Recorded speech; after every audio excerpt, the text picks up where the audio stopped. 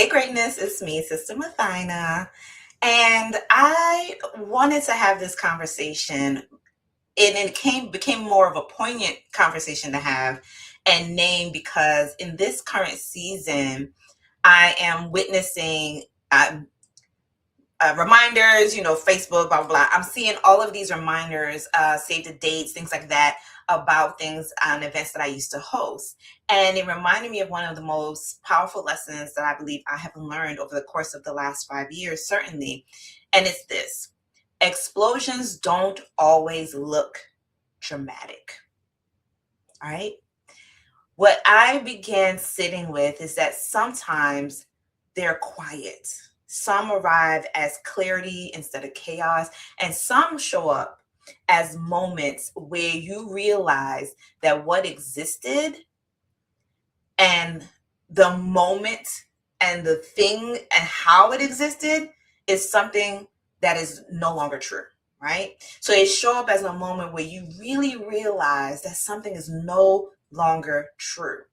So as I see these save the date reminders, these announcements for experiences and gatherings that I once hosted, the memories of those rooms and tables and seasons, they truly shaped who I am. And this season, this first quarter of the year, is when I began seeing all of that leading through the month of April.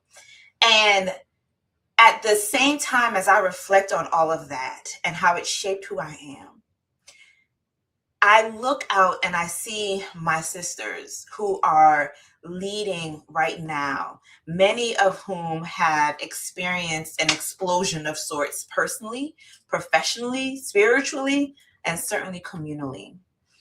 And what we often label as a rough season is actually a cultural or structural shift. Let me say it this way. I had a sister who shared this with me, and she said, what we call a crisis, God calls a classroom. And I have been sitting with that, and my reframe is what we call chaos, God calls a classroom. And for me, the chaos word in language is very particular because it leans into what I have been experiencing and what I call the Nova effect that I believe other women in particular who are in leadership roles and community builders will they also experience. And I want you to think about a classroom for a second. What happens in a classroom? In a classroom, there is instruction, there is exposure to new information, there is correction, there's re-exposure to old lessons, there is development, right? There's some type of information that's being released, whether it's for the first time or a reminder of something you were already exposed to. A classroom isn't meant to punish you. It is meant to prepare you. And as I reflect on that, it leads me, and I'm sitting there and I'm putting my notes together, it really led me to a question. And that question is, was this moment an interruption, or was it a disruption meant to teach something that I could not have learned any other way? When I think about the spaces that I've built previously, when I think about the major chaos in my life, every single one of them is meant to taught me something and has taught me something that honestly I would not have learned any other way. Okay. The good Lord knows his child. I'm trying to tell you, okay? This is gonna be a little bit hard heat. All right. So let's look at the difference, right? Okay. An interruption is a pause in continuity, right? It expresses that something is stopping temporarily and that the original structure remains intact, right? It's the assumption that you will resume who you were post interruption. And the goal then becomes restoration, not a reorientation or restructuring or redesigning, right? And interruption says, hold on, and then continues. That's interruption. You are fundamentally the same person before and after. Disruption. Disruption is a break in the continuity. It is a condition. Well, it says that the conditions have changed permanently, that the original structure no longer fully fits. And returning as you were is no longer possible or even honest. Something must be now reimagined, released, rebuilt.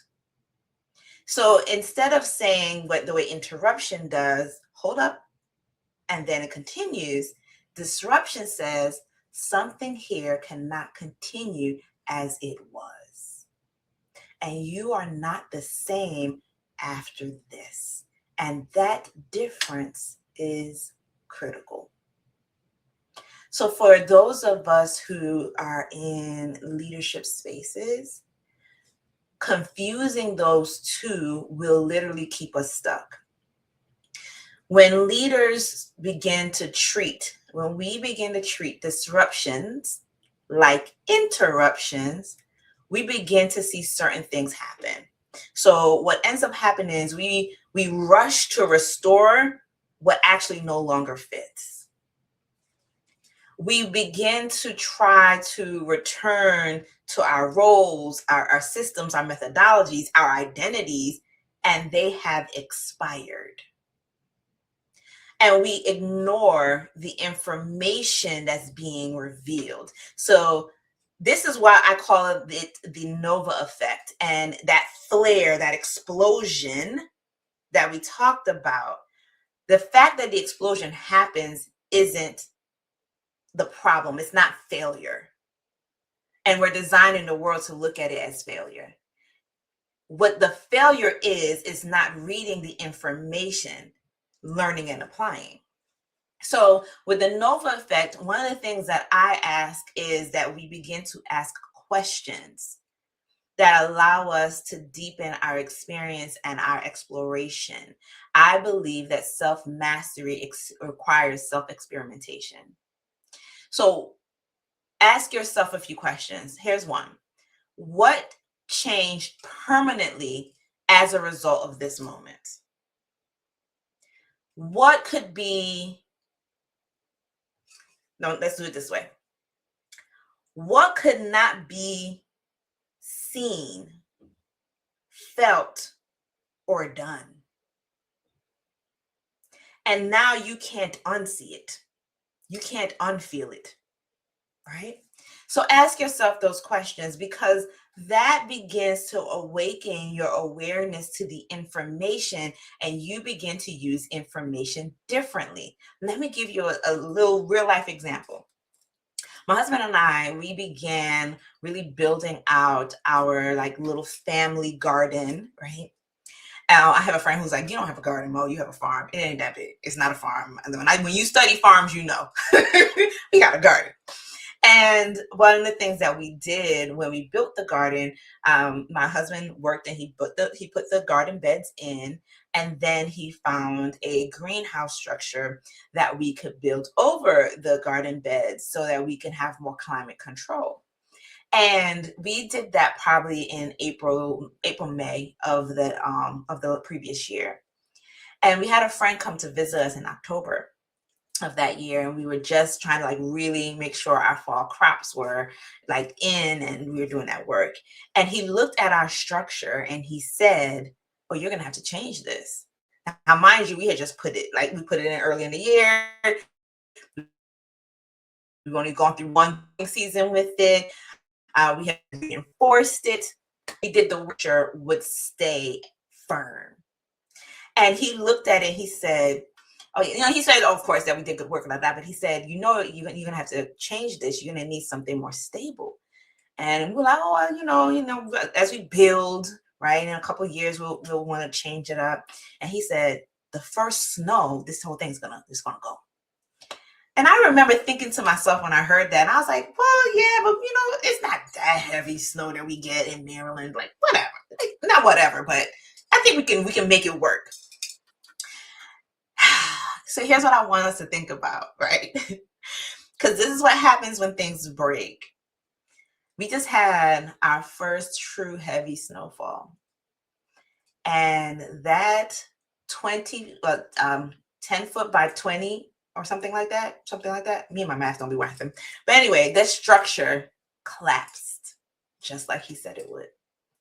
That was October, we're now in January, and it collapsed because pressure accumulates over time. And systems that hold more than they were designed to carry is going to result in chaos. It's going to result in a classroom of information that you then have to feed differently. So eventually something is going to give, and a nova is not random destruction. It is a release of stored energy. And when a flare occurs, that energy becomes visible. What was hidden is exposed and new elements are revealed. So this is not about burning things down. It is about understanding why certain structures cannot survive growth, especially when it's not built to weather storms. Just like our greenhouse that is now collapsed entirely. And we will have to rebuild. But now we have information. And so what I'm inviting you to is to turn your disruption into data. And that's what happens when disruption occurs. It releases information. And there are things that we now have to explore. So write this down. If you've experienced a flare, an explosion, a disruption, and even if you're like, well, Mathina, based on the definition, I feel like it's more like an interruption. However you want to phrase it, there are some standards. And here's what I want to invite you to ask. What fractured first? When I take my example of my greenhouse, the first thing that bent was the hoop. Because if you think about a greenhouse, it hoops like this, right? Think about an upside down U. The U part, the top curve, went down a little. But then it actually went down to the joints down below it that completely caved in. So now you have to ask, when something is fractured, what then demands immediate protection? As a result of what happened, as a result of the interruption, what fractured first, and then what demanded immediate protection? What did you try to protect? Then ask yourself, what no longer made sense once this break occurred? What no longer made sense once this break occurred? And what felt unexpectedly clarifying or revealing? So we're not doing it today. I'm wrapping it up because chaos means something, which is why I use chaos. And when we break it down in a nova effect, it means different things to activate our awareness and our capacity. But the questions you have to sit with, and you want to sit with those because that gives you information to then move to the next phase of assessment. Because some of the questions we then sit with is, what is this revealing about capacity, about your alignment, about what can no longer be sustained? Because now you have that information. Remember, I said self-mastery requires self-examination or experimentation. And that requires a level of self-trust and power even after the break. And to me, I'm going to recommend that you explore this for yourself. Power doesn't just rush. It doesn't perform. It doesn't require us to dismantle truth. Power that can hold truth without panic is exactly what you want, that activates your self-trust, because your self-trust is going to give you discernment. It's going to give you decision integrity. It's going to be the ability for you to act from clarity instead of just urgency. Use your intentional pause. And when your pause is intentional, it's actually pregnant, meaning there's something that can be birthed out of that moment. And so when you look to your future, you begin to explore what is no longer available to you. What is now possible because of what you now know? What does it mean to build from truth instead of habit? Because remember, there's the habit of the things that you do, and there's also the habit of the things that you don't. When you master or you seek to use your self-trust as a mastery for your own leadership, and I won't even say version, I'll say uh, the most authentic you possible, then your goal after the disruption isn't recovery, it is construction.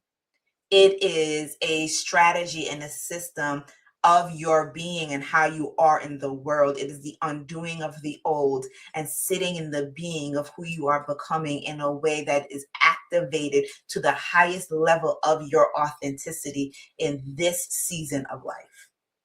All right, that's it. That's all I'm going to say. That's all I'm going to say. Here's what we're going to do. I want to close this conversation. I want to invite those of you who are excited about continuing this type of conversation beyond this space. And I want to invite you to gather with us. If you're going to be local on February the 12th, February 12th, it's a Thursday evening. We are having, hold on, let me pull it out. If you're new to this conversation, we have our Gather and Glow deck. It is more than a card game. It is an experience.